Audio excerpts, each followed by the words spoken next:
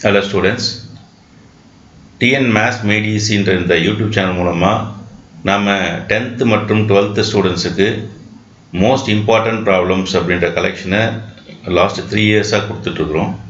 இந்த வருஷமும் 2025-26 public exam எழுத போகிற +2 ஸ்டூடெண்ட்ஸுக்கான மோஸ்ட் இம்பார்ட்டன்ட் ப்ராப்ளம்ஸ்ன்ற இந்த கலெக்ஷன் இப்போ நாம் இந்த யூடியூப் சேனலில் பப்ளிஷ் பண்ணியிருக்கோம்.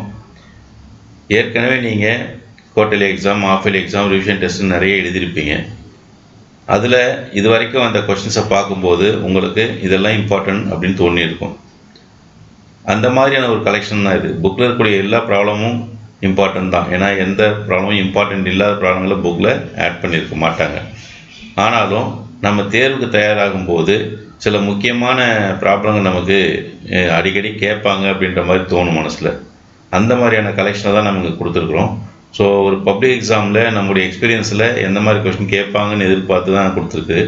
அந்த கொஷின்ஸ் நம்ம ஒரு முறை திரும்ப நம்ம எல்லாமே ஏற்கனவே பார்த்துருக்கீங்க. பார்த்து முடித்த பிறகு இந்த கலெக்ஷனில் இருக்கக்கூடிய எல்லா ப்ராப்ளமும் நமக்கு ஆன்சர் தெரியுதான்னு பார்க்கணும். இதை நாங்கள் எப்படி கொடுத்துருக்குன்னு பார்த்தீங்கன்னா, சாப்டர் வைஸ் ஒவ்வொரு எக்ஸசைஸ்லையும் எக்ஸசைஸ் ப்ராப்ளம் இதெல்லாம் என்னென்ன இருக்குது, அதே மாதிரி எக்ஸாம்பிள் என்னென்ன ப்ராப்ளம் இருக்குன்றதை லிஸ்ட் அவுட் பண்ணியிருக்கிறோம்.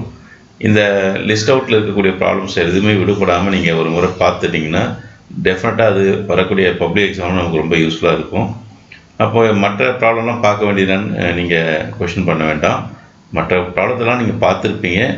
இந்த ப்ராப்ளங்களை நம்ம ஒரு முறைக்கு 2 முறை தரவாக பார்த்துக்கணும். இதில் ரெட்டில் போட்டுக்கக்கூடிய ப்ராப்ளம்ஸ் எல்லாம் பப்ளிக்கில் கேட்ட கொஷின்ஸ். மற்ற ப்ராப்ளங்கள்லாம் பப்ளிக்கில் எக்ஸ்பெக்ட் பண்ணக்கூடிய இம்பார்ட்டன்ட் ப்ராப்ளமாக நம்ம லிஸ்ட் பண்ணியிருக்கோம். ஸோ என்னுடைய டீச்சிங் எக்ஸ்பீரியன்ஸில் நான் இந்த கொஷின்ஸ் கலெக்ஷன் எக்ஸ்பெக்ட் பண்ணக்கூடிய ப்ராப்ளமாக இருக்குது. என்னுடைய கலெக்ஷன் இப்படி இருக்குது. பட் மோஸ்ட்லி ஒரு கொஷின் பேப்பர் செட்டர் எடுக்கும்போது இந்த மாதிரியான கொஷின் செலக்ட் பண்ணுவாங்க அப்படின்னு ஒரு எக்ஸ்பெக்டேஷனில் தான் கொடுத்துருக்குறோம். இருந்தாலும் மற்ற ப்ராப்ளங்களையும் நல்ல மார்க் வாங்கணும், சென்டம் வாங்கணும்னு நினைக்கிறவங்க மற்ற ப்ராப்ளங்களையும் பார்த்துக்கோங்க.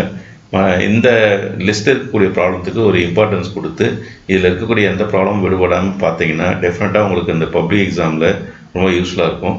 இந்த டிஎன் மேத்ஸ் மேட் ஈஸி அப்படின்ற இந்த யூடியூப் சேனலை நீங்கள் சப்ஸ்கிரைப் பண்ணி வச்சுருந்தீங்கன்னா இந்த வீடியோ லிங்க் உங்களுக்கு வந்திருக்கும். இதை எதுக்காக நம்ம சப்ஸ்கிரைப் பண்ணி வச்சுக்கோங்கன்னு சொல்லியிருக்கேன் அப்படின்னா, இதை தொடர்ந்து நாம் மாதிரி வினாத்தாள், அதாவது மாடல் கொஷின் பேப்பர்ஸ் நிறைய கொஷின் நீங்கள் பார்த்துருக்கோம். நாங்கள் ஏற்கனவே நிறைய கொஷின் பேப்பர் பார்த்துட்டோன்னு இருந்தாலும் இப்போ இந்த +2 பொறுத்த வரைக்கும் ப்ளூ பிரிண்ட்டுன்னு கிடையாது. ப்ளூ பிரிண்ட் இல்லாத சூழ்நிலையில் எந்த சாப்டரில் எத்தனை கொஷின் கேட்கணுன்றது யாருக்கும் டிஃபைன் பண்ண முடியாது. அதனால் ஒவ்வொரு கொஷின் பேப்பர் செட்டரும் டிஃப்ரெண்ட்டாக கொஷின் கலெக்ஷன்ஸ் பண்ணுவாங்க. அதனால் நாம் எந்த கொஷின் பேப்பர் கிடைச்சாலும் சரி, அந்த கொஷின் பேப்பரை நம்ம ரொம்ப சின்சியராக நம்ம பார்த்தோம்னு சொன்னால் டெஃபினட்டாக ஒரு ஐடியா கிடைக்க ஆரம்பிக்கும். ஏன்னா ப்ளூ பிரிண்ட் இருந்தால் இந்த சாப்டரில் இந்த கொஷின் தான் இவ்வளோ தான் வரும் அப்படின்னு நம்ம சொல்ல முடியும். பட் ப்ளூ பிரிண்ட் இல்லாத காரணத்தினால நாம் அதை டிஃபைன் பண்ண முடியாது. அப்போது டிஃப்ரெண்ட் டைப் ஆஃப் கொஷின்ஸ் ஒவ்வொரு ஏரியாவில் கிடைக்கும்போது அதெல்லாம் பார்த்தோம்னா ஸோ அதில் இம்பார்ட்டன்ட் கொஷின்ஸ் எதுன்றதை நம்ம கேதர் பண்ணிக்க முடியும். அந்த வகையில் தான் இந்த கலெக்ஷன் கொடுத்துருக்குறோம். அதனால் இதில் இருக்கக்கூடிய எல்லா ப்ராப்ளங்களையும் ஒரு டைம் பார்த்துக்கோங்க. இப்போ நீங்கள் இது வரைக்கும் உங்களுக்கு ப்ராக்டிகல் எக்ஸாம் டென்ஷன் இருக்கும். இப்போ ப்ராக்டிகல் எக்ஸாம் முடிஞ்சிருச்சு. அதனால் கொஞ்சம் ஃப்ரீயாக இருப்பீங்க. இந்த டைமில் இந்த கொஷின்ஸ் எல்லாம் ஒரு முறை பார்த்துக்கோங்க. நான் கொடுத்துக்கூடிய இந்த கொஷின் பேங்க் உங்களுக்கு ரொம்ப யூஸ்ஃபுல்லாக இருக்கும். இதை நல்லா பயன்படுத்திக்கோங்க. இந்த கொஷின் நல்லா பயன்படுத்தி நிறைய மார்க் வாங்குறதுக்கு என்னுடைய வாழ்த்துக்கள். தேங்க்யூ.